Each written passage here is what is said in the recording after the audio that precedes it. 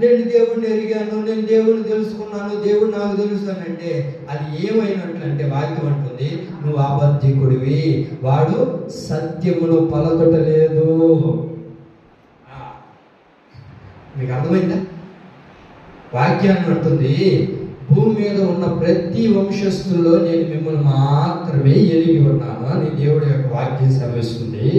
మరి దేవుడు మనల్ని ఎరిగినప్పుడు మనం దేవుని ఎరగాలి అని అంటే, మనం దేవుడిని పరిపూర్ణంగా తెలుసుకోవాలి అంటే మనం ఏం చేయాలో తెలుసా?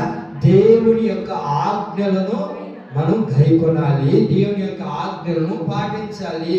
ఏ వాక్యం అయితే దైవ సేవకులు చెప్తున్నారో, ఏ వాక్యం అయితే మనతో మాట్లాడుతుందో, ఆ వాక్యానికి అనుగుణంగా ఏ వ్యక్తి అయితే బ్రతుకుతూ నడిపించబడుతూ జీవిస్తూ ఉంటాడో వాడు దేవుని ఎరిగిన వాడు. ఒకవేళ దేవుని వాక్యానికి లోబడక, ఆజ్ఞలకు లోబడక, వాక్యానికి